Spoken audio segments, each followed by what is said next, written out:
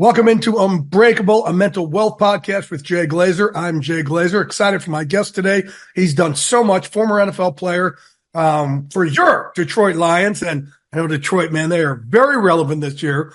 But he's also done something that I've tried to do as well, where I've tried to use my issues to really help other people take hold of their mental health and turn it into mental wealth. But before I get to him, before I introduce him, if you're like many people, you may be surprised to learn that 1 in 5 adults in this country experienced mental illness last year. Yet far too many fail to receive the support they need.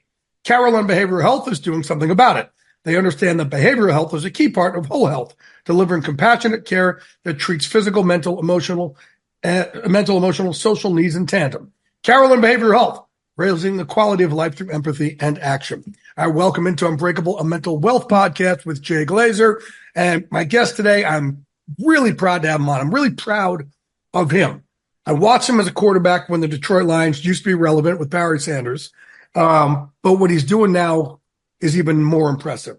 Erik Kramer, former quarterback, like I said, of those Lions, also just came out with a book recently before the holidays called The Ultimate Comeback, Surviving a Suicide Attempt, Conquering Depression, and Living with a Purpose. Erik, how are you, my dude? I'm very good, man. And I love the fact that you changed your podcast name to Mental Wealth, because mental health is mental wealth, isn't it? Right. Absolutely. Right. And I think people are also, and I made an effort of that because I've been talking about mental health a lot. And I used to, go to some people and say, hey, they'd love to have you on the show. They're like, we don't really want to talk about our depression, our anxiety, our issues. And I'm like, no, it's not just about that. It's about, our struggles that we have to build ourselves up. It's about things that we've overcome. It's our daily, structures and struggles that lead us to success and through the other side of that tunnel to get us where we are. And you're right. I wanted to, try kind of change it to mental wealth because, the more we tackle it, and the more daily routines and structures you get, it's just going to lead to more wealth between our ears. I love it. Right. I love it. It's a great concept. I love the fact that you're taking one of the leads on that. And you're right. It's gone from something where nobody wants to talk about. Laura Oakman, I was at the Radio Row last year and in, Phoenix. And so we were talking because she and I, like when I was with Fox, we did one. And she goes, it's interesting how back when you were playing, Erik, those two terms, mental and health, did not go together. Right. Anywhere. And now it's kind of everywhere. And yeah. So it is. And thank you as someone who has had not only issues yourself, but sees them in others, as have I, and taking the lead on kind of getting this out there where why shouldn't this be talked about and dealt with just like talking about the weather? Right. Absolutely. It goes through either you're going through it or someone is. For sure. Yeah. And I think it's great when a guy like you, who's a doodly dude, played quarterback in the NFL. Mm-hmm. Me, doodly dude. I fought in a cage and trained a bunch of players in mixed martial arts. And we, on Fox Neville Sunday and Ballers. And man, when you can have kind of dudes show people, man, ain't no one's questioning my manhood. I cry in the drop of a dime, or I could tell you where I'm having issues or I'm struggling or I'm fucked up. No one's going to question my manhood. And I think that's where a lot of dudes struggle with it. They think, if I say something, it makes me weak. Fuck no, it doesn't make you weak. And vulnerability is what makes you stronger. Your story is what makes you, that's your equity, right? That's what makes us strong. And even like you playing the NFL is not who you are. What's behind your rib cage that got you to beat out millions and millions and millions to play on that level? That's who the fuck you are. And that doesn't leave when the uniform comes off. And you can use that for the rest of your life. And you've had to use that in some really difficult situations, obviously. So I want you to take our listeners to your journey. And I want to hit the Lions here, but I want you to first take us through after you got done playing. Well, you tell me, because you wrote the book. You want to start with the Lions in your playing days? You want to start after? Mine as well. I mean, okay. The Lions are actually playing this coming weekend, which is not always happening, and so Lions playing the playoffs is an unusual situation, right? Exactly, and they're looking good to get a win actually this year in the playoffs. So I love the fact that the bulk of my NFL career at least started with the Lions. And I think what I learned there was back in 1990, I made that team, but was on injured reserve all year. And back then, when you're in reserve, you don't play. Right. And so I was having a hard time getting through practice, slowing my mind down. And so I go to the team internist. He says, I got a great guy for you, Kevin Wildenhouse. And Kevin and I literally just began chatting. And Kevin's a therapist, and he retired now. But he got me into a state where this is the way you would want to live my life every day, which was through sort of mindfulness training, breathing, guided imagery, where you put yourself in a tranquil place. And I don't care where that tranquil place is. For me, it was floating down a river. Doesn't matter. But so when you step into a game or a practice, as it were, doesn't matter. I mean, you're in a state of you can get yourself in there, and that's where you would want to operate. At least that's where I would.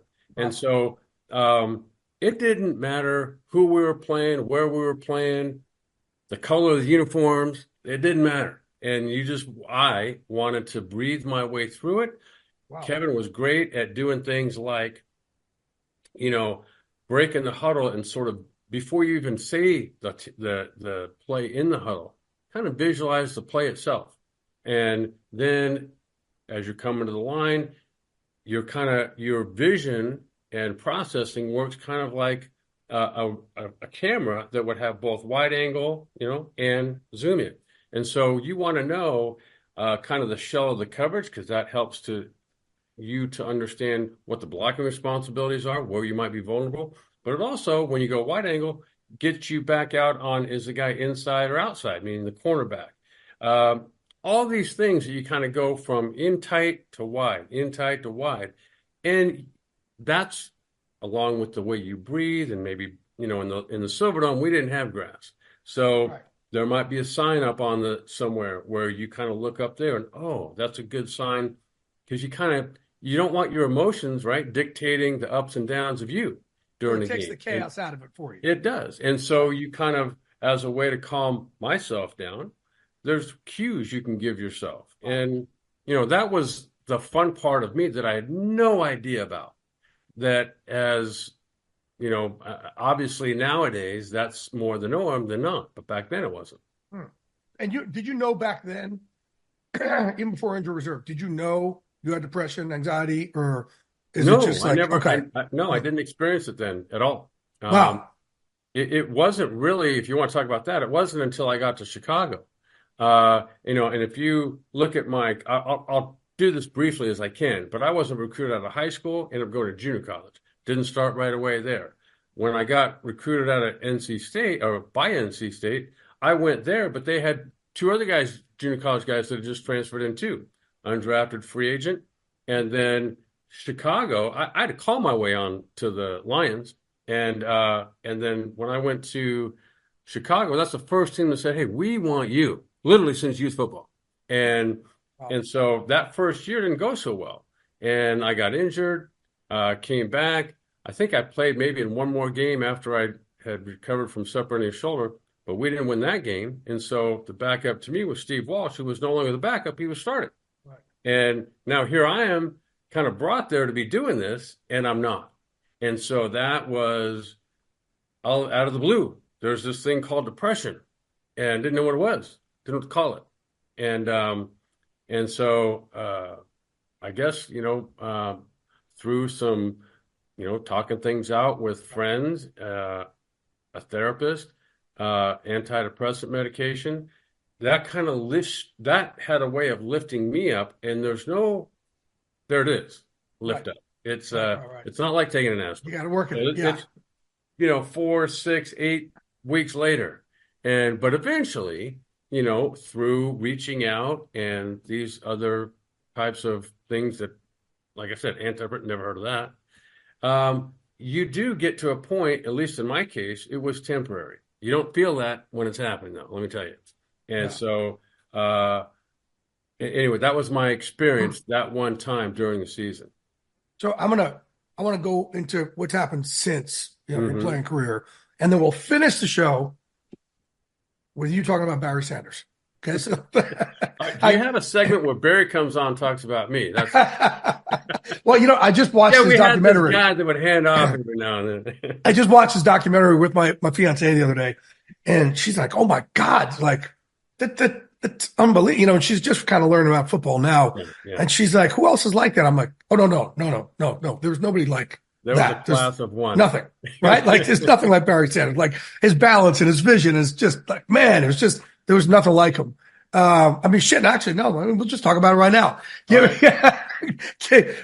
me your favorite. Like one of the greatest things about Barry Sanders was that there was nobody less impressed with what he did than him, and so he could make the greatest run in NFL history and lose a yard, right, or gain 99. It didn't matter. Like at the end of the play, he was like, "Ho hum, here's the ball." Right.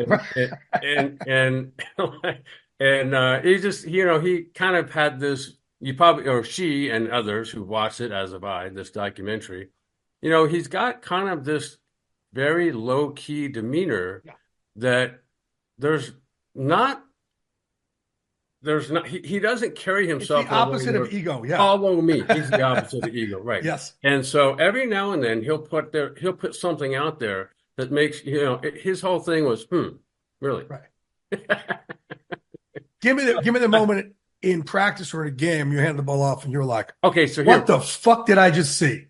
So here, to that point exactly, we would have we'd have meetings in the morning. And then let's say, I don't know, 8 o'clock in the morning. And they might last for an hour and a half, 2 hours. We'd go right from there to walk through and have lunch afterward. Now, who knows what Barry was doing in the meeting? Sleeping, I don't know. We had literally 2 running plays. And so we'd get out there and walk through in the stadium. It could be, I don't know, 10 degrees outside in the winter. And you literally hand him the ball, and he's supposed to walk to the line, which he would. But if he made contact with Mel Gray, who was the punt returner, those two would make eye contact, and it was a 100-yard sprint, and then jog back, and then do it again. Which is, there's no warm up, there's no nothing. It was just like, bing, game on, and that was, seeing him do some stuff though in a game was obviously that speaks for itself. Yeah. I don't know that there's really anybody that could have done that. Is there any one play in practice or again that you recall that like stands out more than the others of just like, what the fuck did I just see? Like, oh my God. Yeah. So we're playing, and this is back in the 91 season, and we're playing Buffalo the last game of the season. We have to win this to win the division, go 12-4. I think Chicago is right there with us.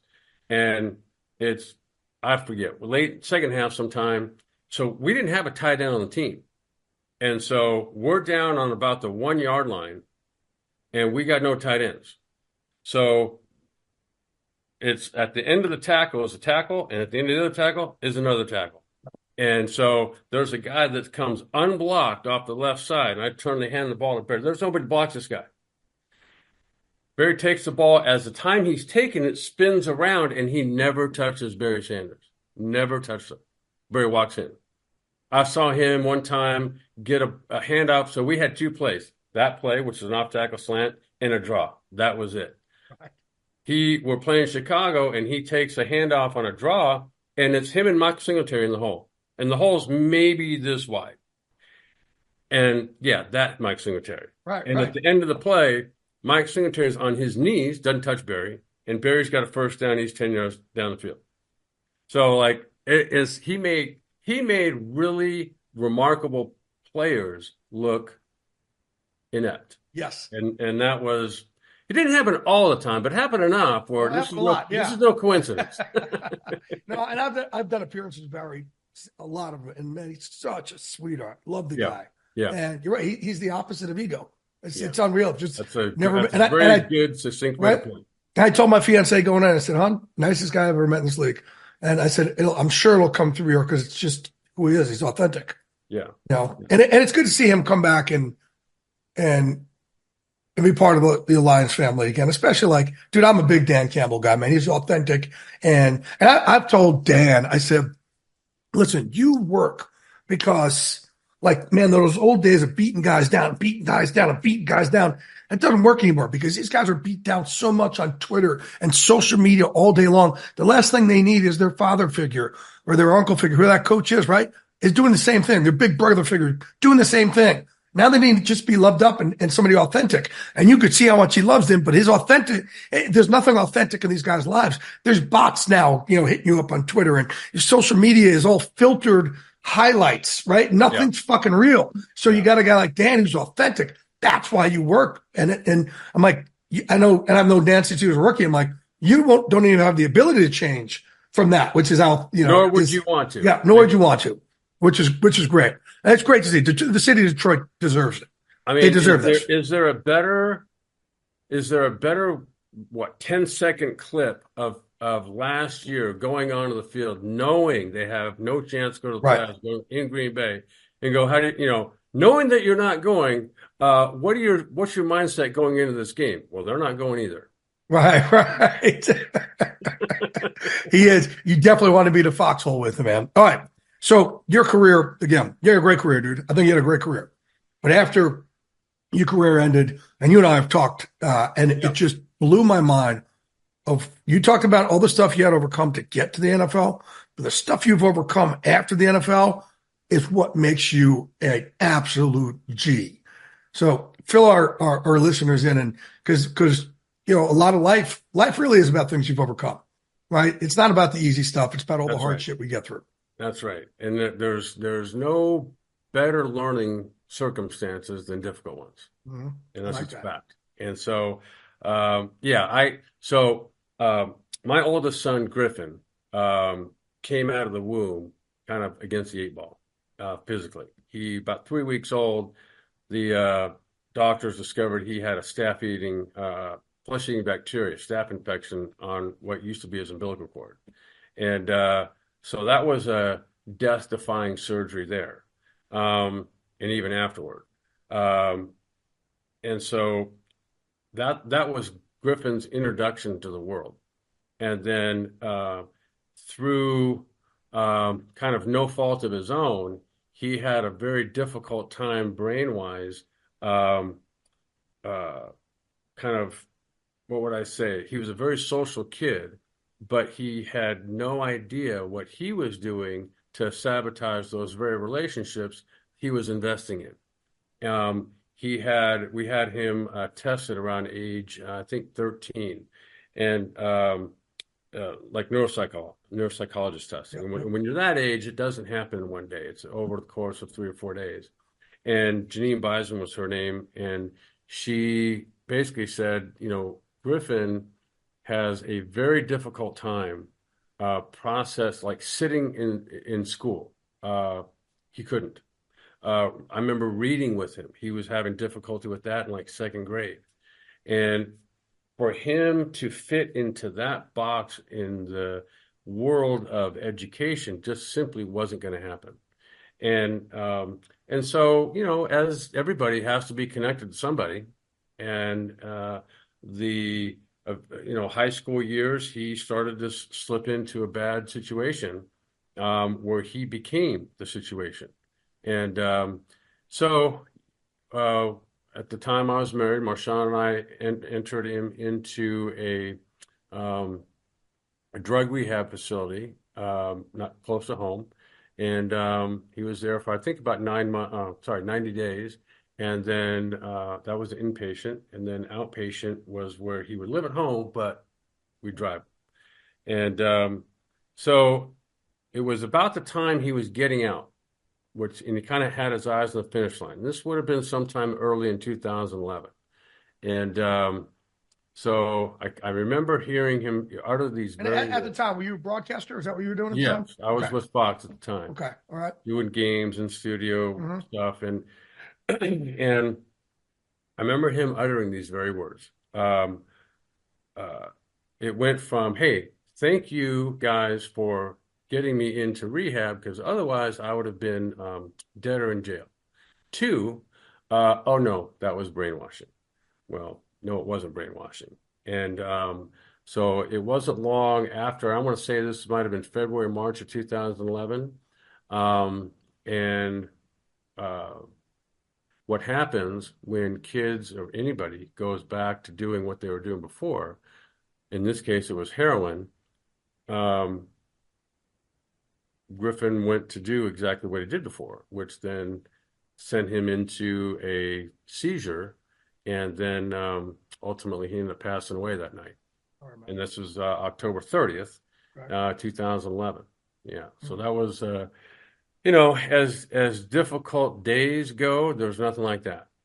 And then a time period also, there's nothing quite like that. Right. And but prior to that, earlier that year, the day after Mother's Day, my mom found out she had stage 4 uterine cancer out of the blue. And so eventually, after another major surgery by her or for her, the cancer came back and she passed away in July of 2012. And then my dad, around that time too, had some untreated acid reflux. And for all you people that have ever had that, get it treated. Yep. Because untreated, it turned into esophageal cancer. Yeah. Oh, And that was yeah. about a 3 year or so, Eesh. like never going to make a U-turn there. And that was that straight downhill, but for a long time. And so that, and it was hard, and all of a sudden, literally overnight, when Griffin passed away, there wasn't much else that mattered to me. So I remember calling up someone at Fox and telling them, I'm sorry, I can't do this. And anyway, it was a difficult time, and it's a time when you don't want to be alone. And unfortunately for me, it was a time when I was. Tell me why you were right. So that's a lot of trauma to go through. It A is. lot, one after the other, after the other, after the other, and then it did it send you down a bad path? It did. It did in terms of depression.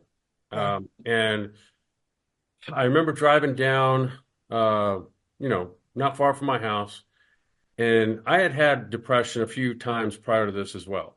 And I go, oh no, because when you get this little feeling, Yeah. it's here now, and it's Yeah. not going anywhere. Right. And so I remember giving a phone call to a friend of mine, Erik Hipple, another Quarterback from the Lions, right? quarterback from the Lions, actually from California.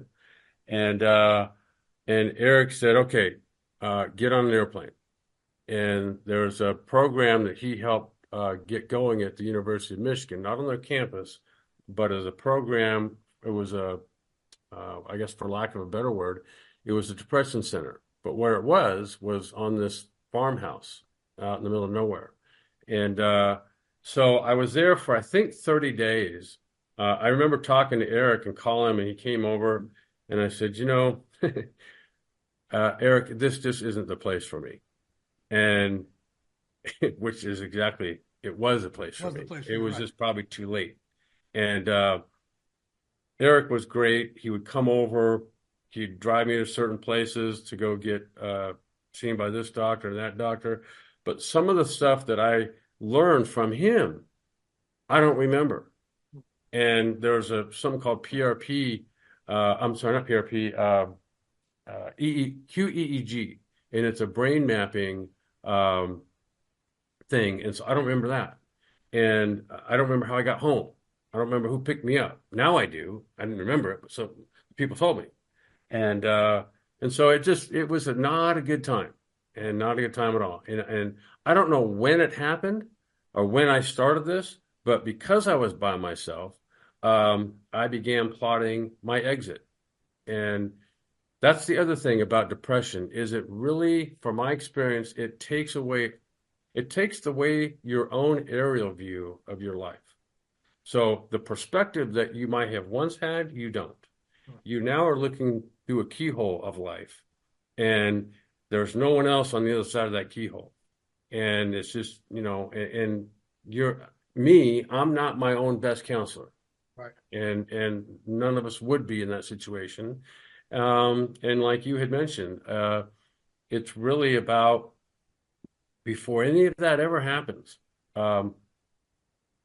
observe people.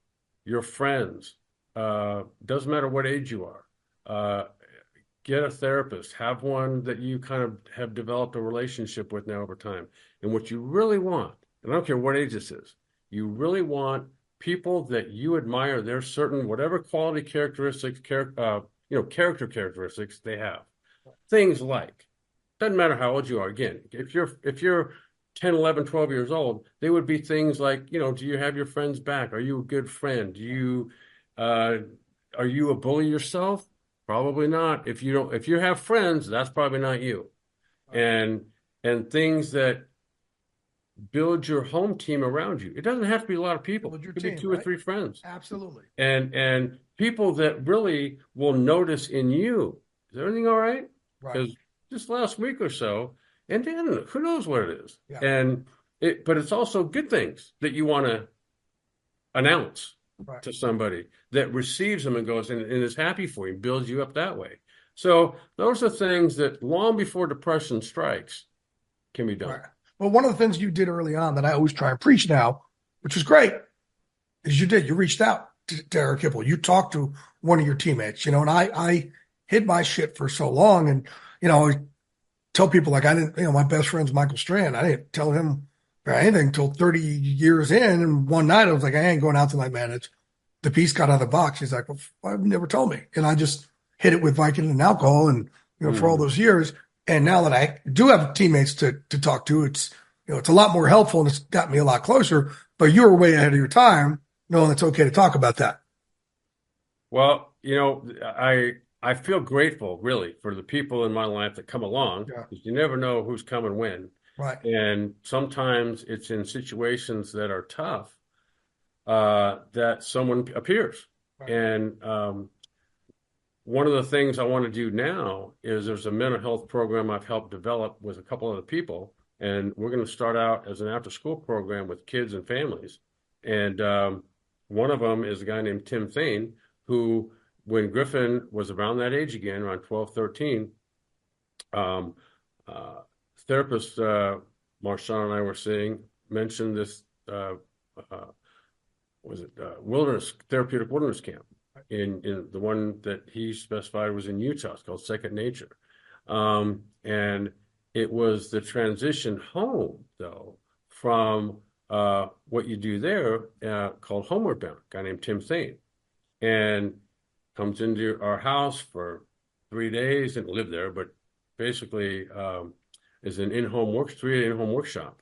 And I thought it was the greatest thing I'd ever, because it's really based on the solution talk, meaning, let's say, with your son or daughter, they're just not going to want to speak to you for any reason.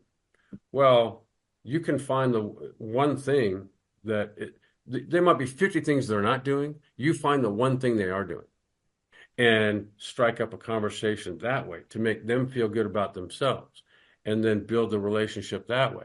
And rules and consequences will come as a result of learning that, they don't want to disappoint you, meaning your kids. I remember one of the first exercises we did is Tim hands out a sheet of paper to all four of us, Marshawn, Griffin, and Dylan. Now, Dylan was probably 8 years old, and Griffin was probably 13-ish. And who do you think Griffin put down of the four of us at the top? What do you have to write down? The hierarchy of the family. Okay. Who do you think Griffin put up there? You. Himself. Oh, really?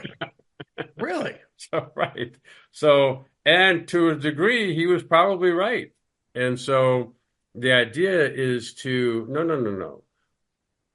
We run this ship, meaning Marshawn and I run this ship, and you guys we love, but you're not steering the ship, right? You don't want the 13-year-old guiding the Titanic. Have that pressure, so, right. And so anyway, that's the idea, is that communication is of the utmost importance, meaning that you're always building each other up. And so that's what we're going to start out doing. Did you have a suicide attempt? I certainly did. And so it wasn't long after I got back in I want to say it was 2000, going out to see Eric out there, Hippo. I want to say that was probably sometime in June-ish of 2015. I was out there for, I'm told, 30 days. Came back home. Again, I don't remember that. At some point, I was left to my own devices and sat down, and I don't know what day this was, but I was alone at my house and started on my computer researching how to do this. Wow. And then financially figuring out what money goes where, as if any of those people care. And so there was a day when eventually all the planning was over. And then I remember standing outside my bedroom, like at the top of the stairs, feeling just uneasy, like, okay, well, I guess now it's time. And so I think it was later that day, I went. I didn't want to. Dylan wasn't living with me at the time. He was living with his mom, and but I didn't want to take the chance on him coming home and having me there by myself in the aftermath.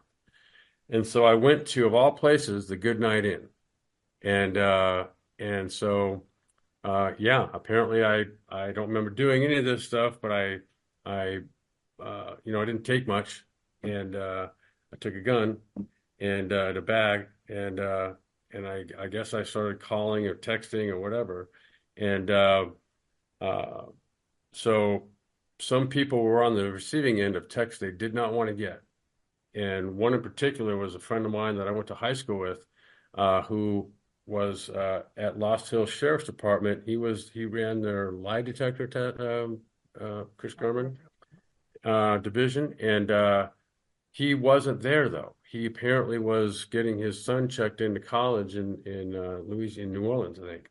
And so Chris sees this, like, apparently I put in there where I am and what I'm about to do, and which wasn't far from Lost Hills Sheriff's Department. So he obviously called there. Actually called me, I think. And I guess there was no answer on the room. And but he called my cell, and I guess I picked up afterward. And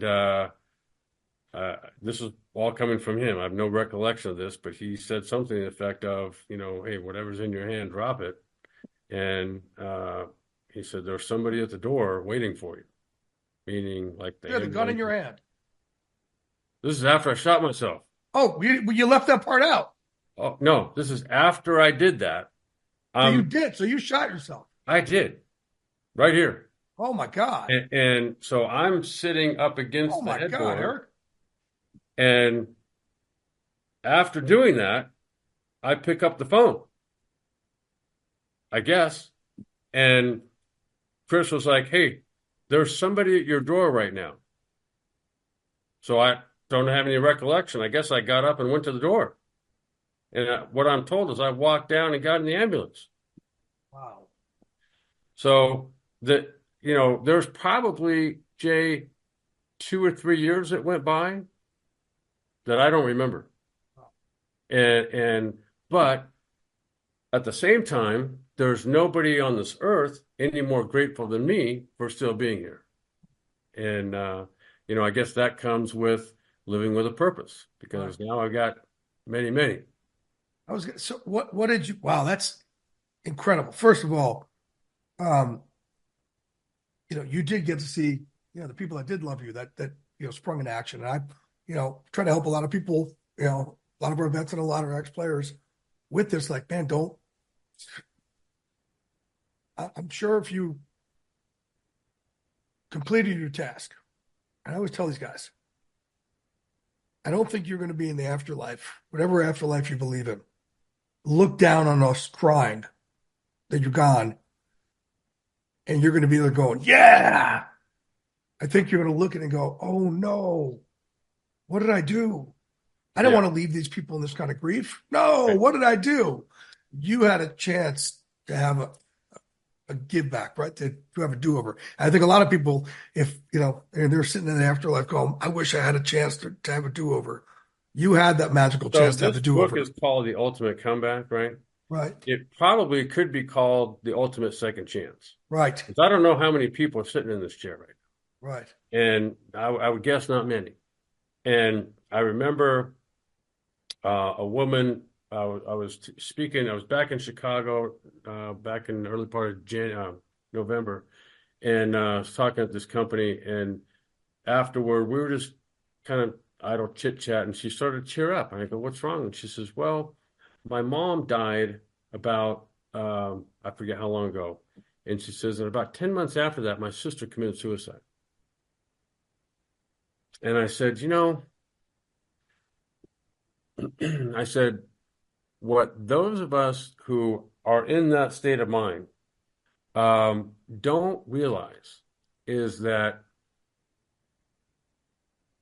and this is a bad word to use in this case, when you're successful at committing suicide, for you, it's over. For those around you, it's just beginning. And so, yeah, she said, yeah, that's it. Great way to put And it. and Yeah. all you can do at that point, you can't, there's nothing to figure out. All you have to know is that it wasn't your fault. And whatever was internally working with that person that guided them down that path had nothing to do with you or anybody else. That person's sort of perspective and delusional perspective guided them down a path that was separate from everybody else, when really it's all of our human nature, just like breathing, to be connected to people. But depression and those sorts of things steer you away from that. And so, my best advice to her at the moment was just to say, this has nothing to do, your sister's decision and ultimate outcome had nothing to do with you or anybody else around you. What a powerful message. And I try to villainize suicide because it is a choice. And some of my friends give me shit, some of my friends don't, but try to villainize it. The exact reason you're saying, like, you make that choice. And a lot of people do it not because of depression and anxiety, because they're having problems. They're going through problems. Right? Problems are not the same thing as mental health issues. And when you do that, your pain's gone, but you just gave all yours to all of us. And it's selfish. It's not fair to us. And, I know people with, I have a friend who jumped off the Golden Gate Bridge. Mm. And he's like, yeah, wasn't selfish. Like my mental illness, I had these voices talking to me and telling me to do that. And that's not, so I said, okay, I understand. You're right. That's different. That's not.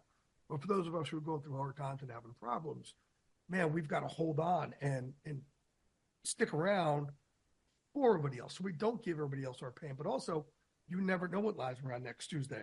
I mean, look what's happening for you right now, right? Like that's now you're living. Are you living your best life now? For sure. There you go. Right. For sure. So I don't have to say this often, but I live thinking that my best failure in life was that suicide attempt.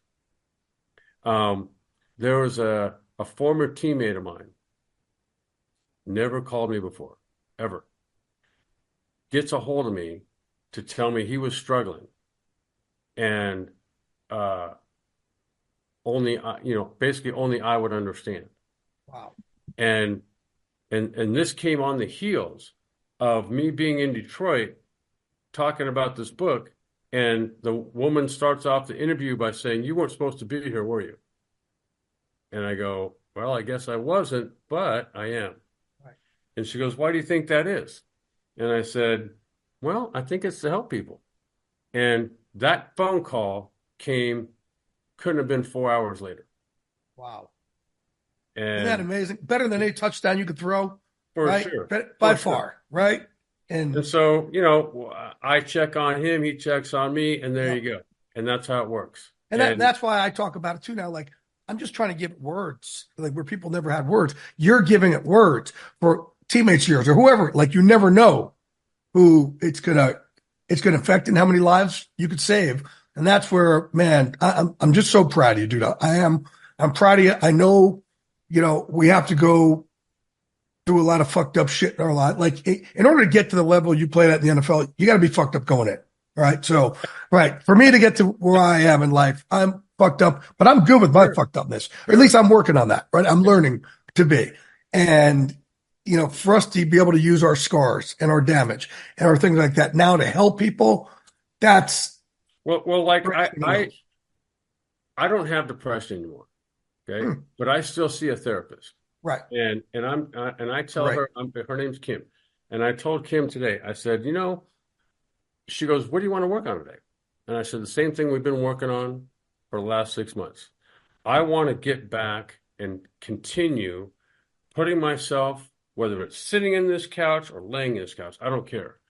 I'd like to get back to that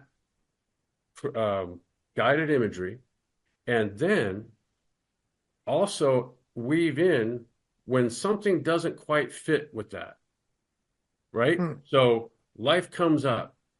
Like there's always sort of what you're doing, and they're kind of like a red light, traffic light, right? It goes from green, then there's a transition to yellow, and when you see yellow, red's not far behind. And so kind of like there's going to be cues to you throughout a day. Even if you're in that calm state of mind, something yellow is going to happen. And if you don't get back to that green, red's coming right around the corner. And so it's like she and I were saying, there's no finish line of that. You keep honing that every day, and you don't want it to be an end. So and I look at therapists like coaches, and that's it. We drill. I have a wrestling background, and we drill and we drill and we drill and we drill and we drill, and we embrace the grind. And mental health needs to be approached the same way we do with that physical health. You got that, brother. With people like you talking about it, it's easier for the world to get there. So, man, I'm proud of you. I appreciate you. The name of the book, The Ultimate Comeback, Surviving a Suicide Attempt, Conquering Depression, and Living with a Purpose. My dude, my battle buddy, Erik Kramer. Man, I'm proud of you, brother. I'm really proud of you. Keep saving lives. Well, you too, man. And we'll do it together. I love it.